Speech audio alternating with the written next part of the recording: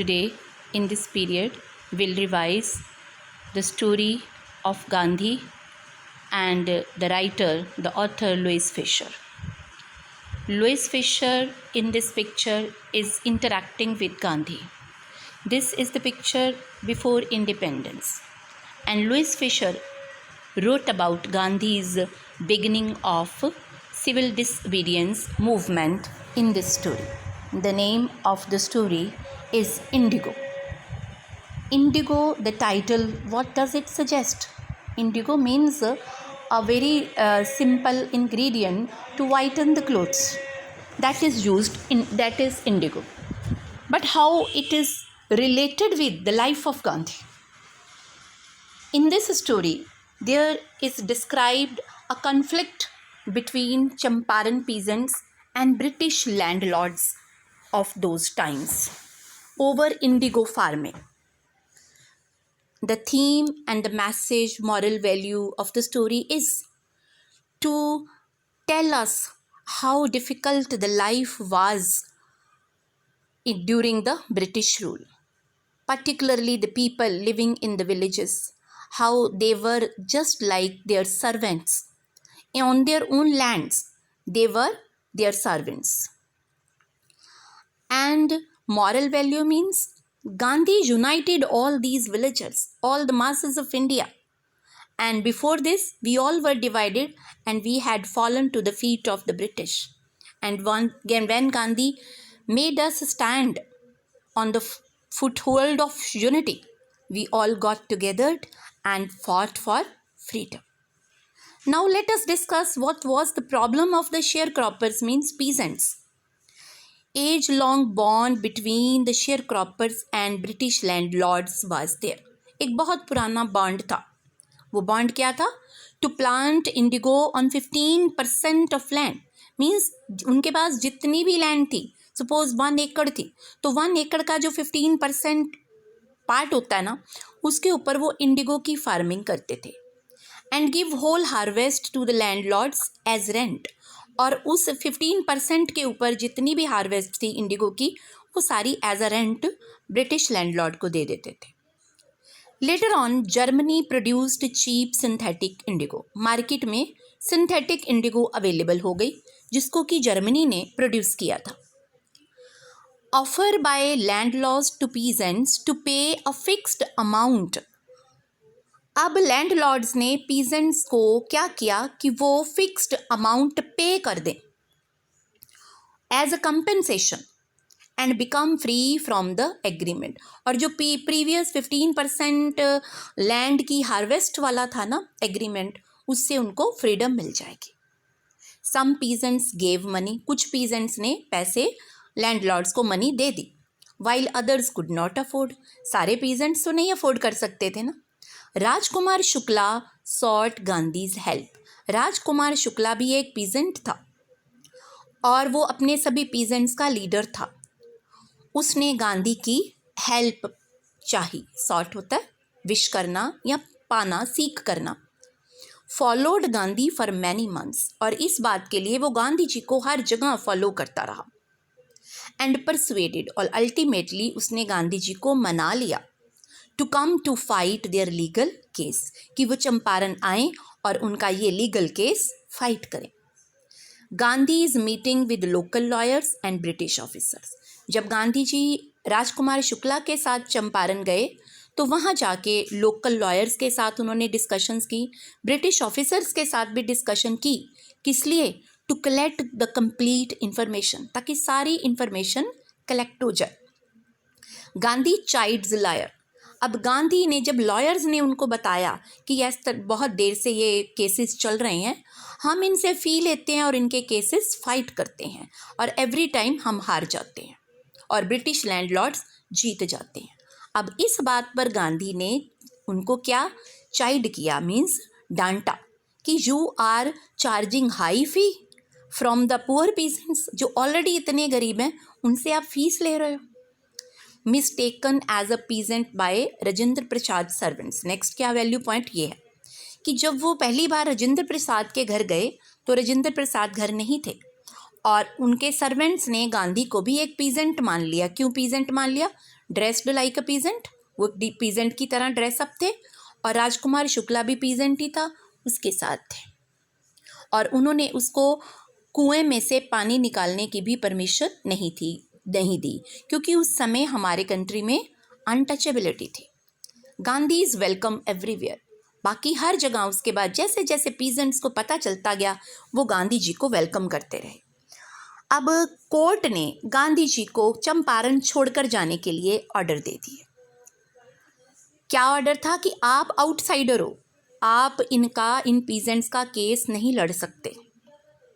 गांधी जी ने कोर्ट का order receive किया। Gandhi is disobedience of law, उन्होंने कोर्ट के उसी ऑर्डर के ऊपर लिख दिया आई डिसओबे सिविल लॉ। ये उनकी सिविल डिसओबीडियंस का फर्स्ट इंस्टेंस था।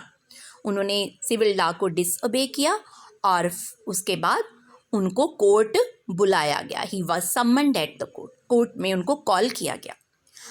अब तक बहुत सारे पीजेंट्स गांधी के इस वे ऑफ वर्किंग, इस स्टाइल ऑफ वर्किंग से इम्प्रेस होकर उनके फॉलोअर्स बन चुके हुए थे। जहाँ भी गांधी जाते थे वहीं भीड़ इकट्ठी हो जाती थी। अब जब गांधी जी कोर्ट पहुँचे तो गांधी जी के पहुँचने से पहले ही बहुत बड़ी भीड़ लोगों की, पीजेंट्स की, कोर्ट के बाहर खड़ी थी। और जो ऑफिशियल्स थे वो कंफ्यूज थे कि इतनी बड़ी गैदरिंग को हम कैसे डिस्पर्स करें। Gandhi regulates the mob. अब गांधी जी वहाँ जाके मॉब को, भीड़ को रेगुलेट करते हैं, मीन्स उनको बड़ी शांति से, नॉन वायलेंस के साथ समझाते हैं कि मैं हूँ, I will go in side the court, मैं जाता हूँ, मैं देखता हूँ क्या होता है, आप सब वापस चले जाओ। Gandhi asked to furnish bail. जो ऑफिशियल से उन्होंने गांधी जी को क्या कहा कि आप अपनी बेल करवा लो, ताकि अगर हम आपको अरेस्ट ना कर पाएँ, क्योंकि लॉ कहता है कि अरेस्ट करने पर हम, वो कंफ्यूज थे, वो भी इम्प्रेस हो गए थे गांधी की वर्किंग के साथ और उनको ये भी पता चल गया था कि सारी पब्लिक गांधी के साथ है।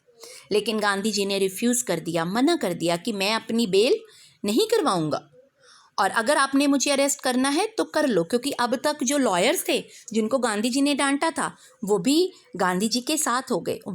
उन्होंने भी अपने आप को गिल्टी फील किया कि हम इतनी देर से इनसे सिर्फ पैसे ही लेते रहे, इनकी प्रॉब्लम नहीं सॉल्व कराई हमने। गांधी जी ने कोर्ट में 50% अमाउंट वापस मांगा, पूरा 100% नहीं मांगा।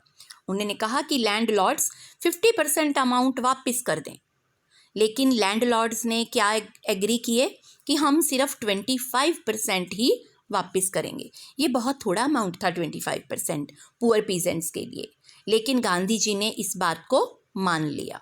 क्यों माना? क्योंकि ये पीजेंट्स की फर्स्ट विक्ट्री थी, अभी तक वो हार ही रहे थे।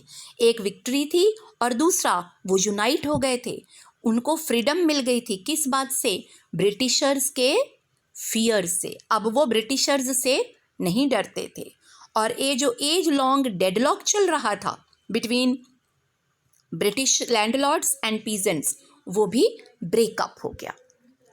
अब इसके बाद हम इसके इम्पॉर्टेंट क्वेश्चंस जो एग्जामिनेशन पॉइंट ऑफ व्यू से उनके थ्रू रिवाइज करेंगे कि आपने जो मल्टीपल चॉइस क्वेश्चन पेपर आएगा उसमें आपको वैल्यू पॉइंट से लिखने हैं।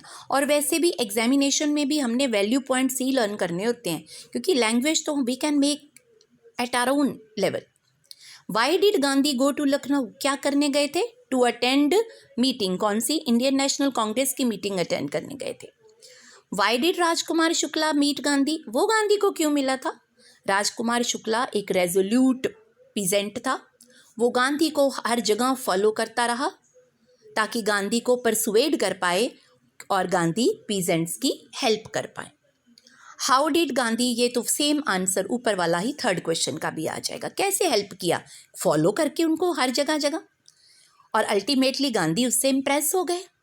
How was Gandhi treated by the servants of Rajendra Prasad? कैसे सर्वेंट्स ने गांधी को ट्रीट किया था?